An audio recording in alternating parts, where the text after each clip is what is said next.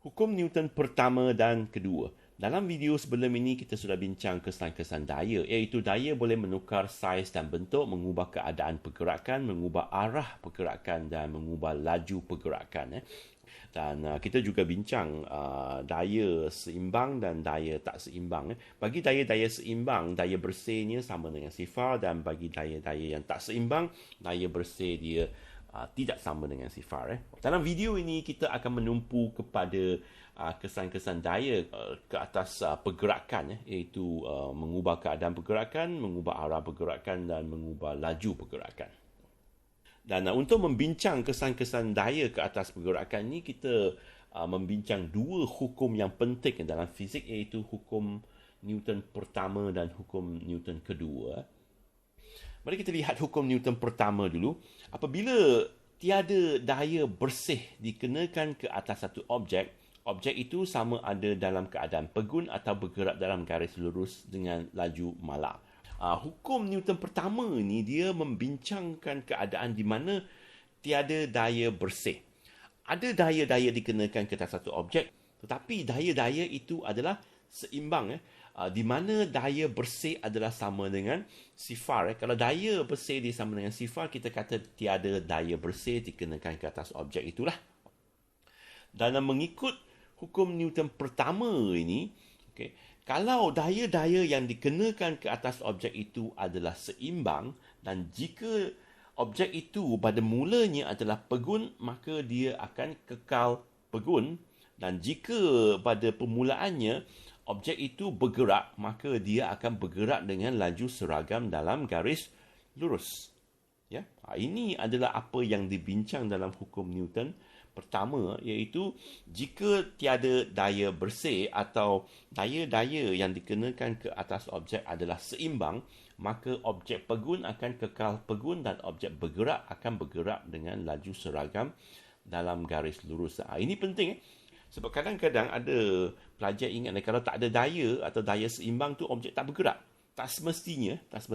Jika objek itu pada mulanya dia sudah bergerak, walaupun tiada daya dikenakan ke atas objek itu, dia akan kekal bergerak. Dan gerakan dia adalah laju seragam, di mana dia bergerak dengan laju yang seragam dalam arah yang sama, iaitu dalam garis lurus. Ini adalah hukum Newton pertama. Bagaimana pula dengan hukum Newton kedua? Hukum gerakan Newton kedua menyatakan bahawa kadar perubahan momentum adalah berkadar terus dengan daya paduan yang bertindak ke atas objek itu pada arah yang sama dengan arah tindakan daya paduan itu. Apa makna dia? Ini adalah kes di mana daya bersih bagi daya-daya yang dikenakan ke atas satu objek itu bukan sifar, sebab dia kata ada daya paduan.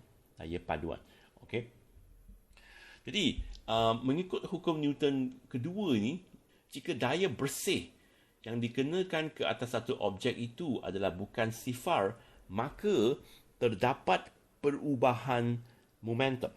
Terdapat perubahan momentum. Dan kadar perubahan momentum itu berkadar terus dengan daya yang dikenakan ke atas itu. Jadi, secara matematik kita kata daya yang dikenakan ke atas satu objek itu adalah berkadar terus dengan perubahan momentum. Perubahan momentum itu adalah momentum akhir tolak dengan momentum awal. Momentum akhir tolak momentum awal, ini adalah perubahan momentum. Dan daya itu bukan sahaja berkadar terus dengan perubahan momentum, dia berkadar terus dengan kadar perubahan momentum. Kadar perubahan momentum. Iaitu berapa banyak momentum yang berubah dalam satu unit masa. Jadi kalau kadar perubahan momentum itu, maka kita ambil perubahan momentum itu bahagi dengan masa. Ini adalah kadar perubahan momentum. Ini adalah daya bersih. Daya bersih atau daya paduan. Daya paduan. Ini adalah kadar perubahan momentum.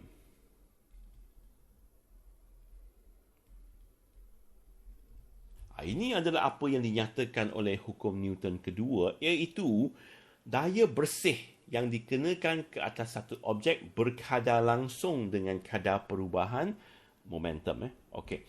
hubungan dia adalah perkadaran. Dan kita tahu bahawa dalam matematik kita sudah belajar bahawa perkadaran ini boleh ditukar kepada persamaan dengan menambah satu pemalar kepada persamaan itu, iaitu K MV tolak MU per T. Ini adalah perkadaran. Kalau tukar kepada persamaan tu, kita perlu darab dengan satu pemalar K. Okay. Kedua-dua sebutan ini mempunyai M. Jadi kita boleh faktorkan M ini. Jadi kita faktorkan M. Jadi KM lepas tu sini V tolak U bahagi T. Dan kita tahu bahawa V tolak U bahagi T ini adalah sama dengan pecutan. Jadi ini sama dengan KMA. KMA. Dan jika kita membuat eksperimen ke atas kesan-kesan daya ini, dan kita dapati bahawa jika kita menggunakan daya 1 Newton, 1 Newton dengan menggunakan jisim ini F 1 Newton dengan menggunakan jisim M 1 kg, kita dapati bahawa pecutan dia akan menjadi 1 meter per saat. Jadi ini bermakna kalau kita gantikan ketiga-tiga nilai ini ke dalam persamaan ni, kita dapati bahawa ini 1 sama dengan K, lepas tu M ni 1A pun 1 juga. Maka K sama dengan 1 lah. Jadi daripada eksperimen kita dapati bahawa nilai K ini sentiasa sama dengan 1. Dan jika K itu sama dengan 1, maka biasanya kita tak tulislah dalam persamaan itu. Kalau kita tak tulis K itu, maka persamaan dia akan menjadi F sama dengan MA lah. K tak perlu tulis sebab dia sama dengan 1. F sama dengan MA. Jadi daripada hukum Newton kedua ni, kita dapat menghasilkan satu formula yang sangat-sangat penting dalam fizik, iaitu persamaan F sama dengan MA. Ini adalah persamaan yang dihasilkan daripada hukum Newton kedua. F sama dengan MA. Dalam persamaan ini, F adalah sama dengan daya bersih. F sama dengan daya bersih atau daya paduan. M adalah jisim objek dan A adalah pecutan. A adalah pecutan. Ini adalah apa yang diberi oleh hukum Newton kedua. Dan daripada persamaan ini, kita boleh cuba memahami apa yang dinyatakan oleh hukum Newton kedua itu, iaitu implikasi hukum Newton kedua adalah apabila terdapat satu daya paduan atau daya bersih yang bukan sifar dikenakan ke atas satu objek, objek itu akan memecut. Dikenakan satu daya yang bukan sifar, objek itu akan memecut. Jisim ini tetap tidak berubah lah. Kalau kita kenakan daya ke atas objek itu, jisim ini tak berubah. Yang berubah itu adalah halaju bagi objek itu. Perubahan halaju itu adalah pecutan. Jadi mengikut hukum Newton kedua, daya yang dikenakan berkadar langsung dengan pecutan. Jadi apabila terdapat satu objek paduan yang bukan sifar dikenakan ke atas satu objek, objek itu akan memecut. Lajunya bertambah, berkurang atau arah pergerakannya. Dan pecutan itu berkadar langsung dengan daya yang dikenakan ke atas itulah. Jadi kita boleh membuat satu ringkasan tentang hukum Newton pertama dan kedua ni, iaitu jika daya yang dikenakan ke atas satu objek itu adalah seimbang, objek yang pegun akan kekal pegun dan objek yang bergerak akan bergerak dengan laju seragam dalam garis lurus. Itu pecutan sifar. Jika daya yang dikenakan ke atas objek itu adalah tidak seimbang, daya bersih tidak sama dengan sifar, maka objek itu akan memecut. Memecut itu bermakna bergerak dengan lebih laju atau bergerak dengan lebih perlahan atau mengubah arah pergerakan. Sebab halaju itu adalah kuantiti vektor. Maka jika terdapat perubahan arah, ini bermakna terdapat perubahan halaju lah. Ini adalah apa yang dinyatakan di dalam hukum Newton pertama dan hukum Newton kedua.